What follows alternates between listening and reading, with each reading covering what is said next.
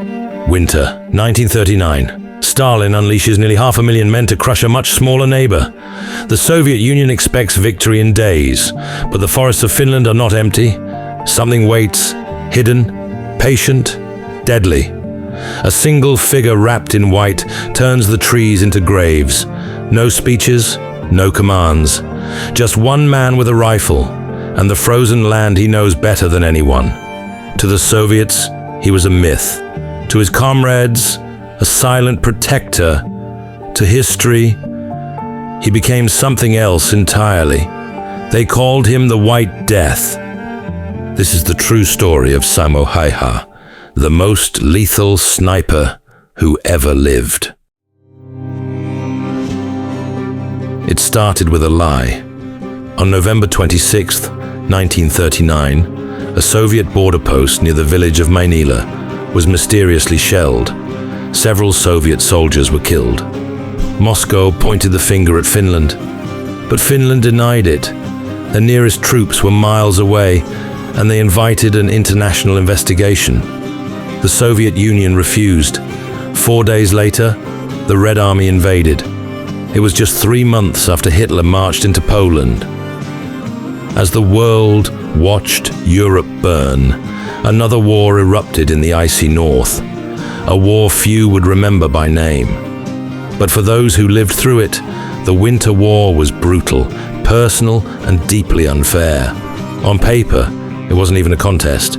The Soviet Union had one of the largest militaries in the world, over 160 million people, nearly 500,000 troops sent to invade.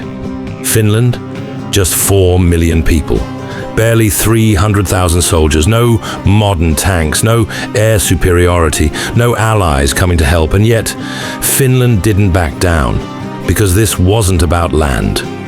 It was about survival. When Stalin's army stormed across the border, they weren't just invading a neighbor. They were betting on an easy win. The Soviet Union had numbers, 500,000 troops, thousands of tanks, and total control of the skies. Finland had no such luxury, just over 300,000 soldiers, many reservists, armed with aging rifles and little armor. No allies, no backup, just snow, resolve, and a desperate will to survive. But Finland had something the Soviets didn't: the land. Forests so thick you couldn't see ahead. Lakes and rivers frozen solid. Temperatures that dropped below -30 degrees Celsius. Roads vanished. Engines froze. Guns jammed. A single mistake in the cold could kill you faster than a bullet. And in that brutal landscape, the Finns moved like shadows. Ski troops in white camouflage glided silently across snowdrifts. They struck quickly, then vanished into the woods. Soviet tanks, powerful on open fields, got stuck and stranded in snowbanks. Convoys were ambushed, supply lines cut, campfires turned to targets. The Soviets had the machines, but the Finns had the wilderness, and they knew how to fight in it. In the remote forests of Karelia, near a frozen river called Kola, the Soviet war machine met something it couldn't calculate: grit. Here, Finnish soldiers didn't just hold the line. They defied all odds. For weeks, wave after wave of Soviet troops crashed against hastily built snow trenches and pine bunkers. But the Red Army couldn't break through. Finnish defenders, outgunned and outnumbered, used the terrain as their ally, digging into the frost, setting traps, and striking with sniper fire from behind trees. This wasn't conventional warfare. It was patience, precision, persistence. And in the midst of that white silence, a rumor began to spread. A single marksman was holding his ground near Kola, a ghost-like figure in white, never seen, never heard, only felt by the soldiers who fell one by one. At first, it sounded like legend, but the dead kept piling up. Soviet troops began whispering about a phantom, a figure they called the White Death, and thus, in the forests of Kola, a legend was born.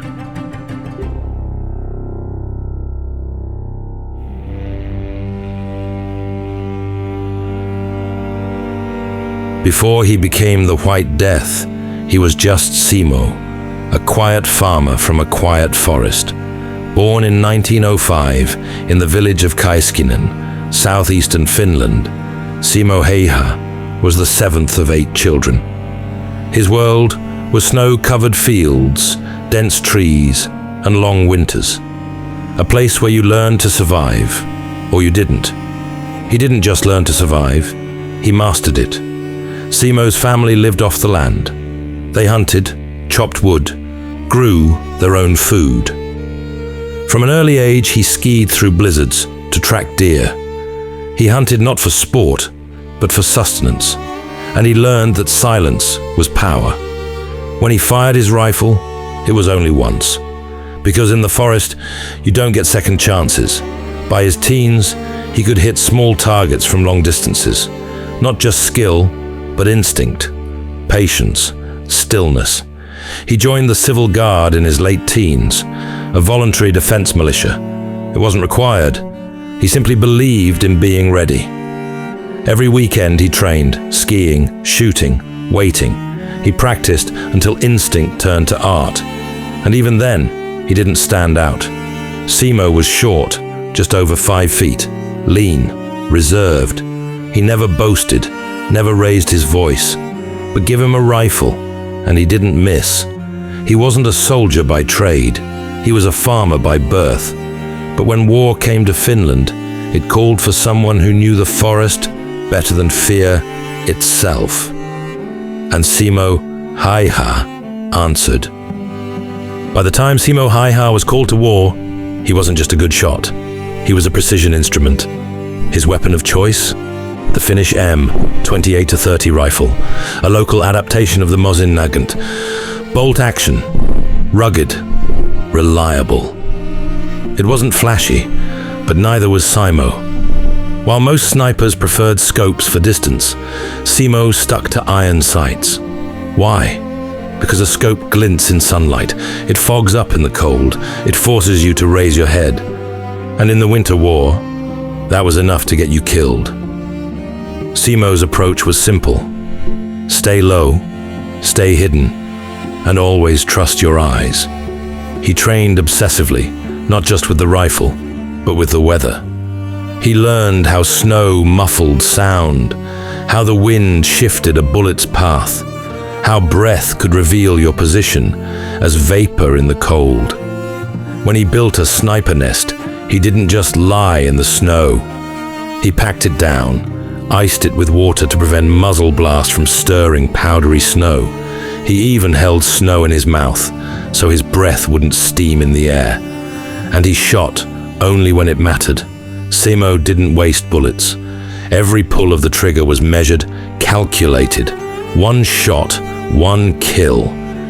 He entered shooting competitions before the war, winning many. Once, he scored 93 out of 100 at 300 meters using only iron sights. But he didn't talk about it. His skill spoke for itself. By 1939, Simo was as prepared as any man could be. And when the Soviet invasion began, he was already in uniform, already training with the Civil Guard.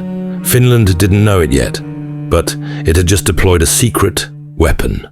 Not a machine, but a man. When Simo Hayha entered the forest to fight, he didn't just bring a rifle. He brought silence, patience, and a kind of focus that bordered on the unnatural. Each day before dawn, he'd ski out alone, deep into the snow-covered woods. He'd dig in, flattening and icing the snow to create a hidden firing position. Snow in his mouth kept his breath invisible. A white hood made him vanish into the landscape. Then, he would wait and wait. Hours passed, sometimes days, then just one shot, never two. Simo didn't hunt officers. He didn't wait for high-value targets. If you wore a Soviet uniform and stepped into his forest, you were fair game. His rifle had no scope, just iron sights and instinct. But it didn't matter. The result was always the same. A Soviet soldier drops, no sound, no warning, no second chance. and no one ever sees the man who fired the shot. Soon, Soviet morale began to crack. Panic spread. Reports came in, men disappearing. Commanders whispered of a ghost in the trees. They gave him a name, Belaya Smrt, the White Death. Finnish troops knew who it was, but they didn't say much. And Simo, he just kept going. One confirmed kill, then another, then dozens, then hundreds, until the snow itself seemed haunted, and Stalin's army, the largest in the world, began to fear just one man. The numbers didn't make sense. One man, quiet, unassuming, had become a military phenomenon. Finnish records credited Simo Hayha with at least 259 confirmed sniper kills. But that was just part of the story. He also led close-range raids with a submachine gun. No scope, no distance, just instinct. His fellow soldiers believed the real number was over 500, more than any sniper in modern history. He once took out 25 men in a single day. Another time, he eliminated 5 Soviet snipers before they even knew he was there. The White Death wasn't just a nickname anymore. It was a warning. Entire Soviet platoons avoided the forests around Kolar. Sniper teams were sent in just to find him, but none came back with proof he existed. By March 1940, the Soviets were desperate. They launched wave after wave of assaults, hoping sheer numbers could succeed where tactics had failed. Simo Hayha, now a legend, was fighting not from the shadows, but on the front lines. He wasn't sniping that day. He was leading a group of Finnish soldiers in close combat, wielding a submachine gun. Then it happened. An explosive bullet, a type banned by international law, hit him in the face. It tore through his jaw, shattered bone, and dropped him instantly. His comrades thought he was dead. He looked unrecognizable. At the field hospital, the doctors did too. They tagged him for triage and laid him with the dying. But hours later, someone saw his foot twitch. He was alive, barely. He spent the next week in a coma, and on the day he finally woke up, the war had ended. Simo Hayha had survived the deadliest winter of his life, but the war had left its mark. He spent over a year in the hospital, his jaw shattered, part of his face gone. He underwent 26 surgeries just to speak and eat again. He never complained. When asked later how he endured the pain, he simply said, "War is war." He could never return to his family farm. Soviet gains from the peace treaty had swallowed it up. So the Finnish government gave him new land nearby. And just like that, Simo disappeared from the public eye. He didn't seek fame. He didn't write memoirs.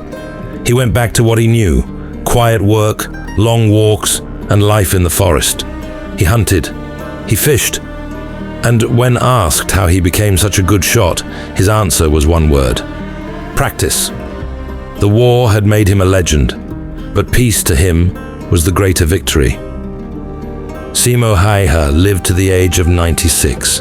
He never married, never had children. He never chased the spotlight.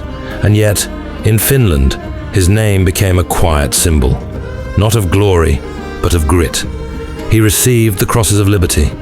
He was nominated for the Mannerheim Cross, Finland's highest honor. But the man himself never boasted. He said little, smiled less, and carried scars most never saw. To the world, he was the White Death. To his people, he was proof that resilience could look like a man in silence, doing what had to be done. In his final interview, he was asked, if needed, would you defend Finland again? He didn't hesitate. Yes, if necessary, Simo Hayha died in 2002.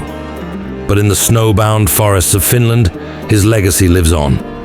A quiet man who became a ghost and never needed to say a word. Some heroes chase glory. Simo Hayha never did. He didn't write books. He didn't give speeches. He never even liked being called a hero. He simply showed up, day after day, in silence, with patience and purpose. He fought not out of hatred, but because his country called. And when it was over, he returned to the woods he loved and disappeared from history's spotlight, though never from its memory. His face bore the scars of war. To this day, no sniper in modern warfare has surpassed his count. But perhaps his greatest legacy isn't the number, it's the discipline, the humility, and the quiet reminder that courage doesn't always look like noise. Thanks for watching. For clear, compelling history, subscribe to Long History Short, your shortcut to the whole story.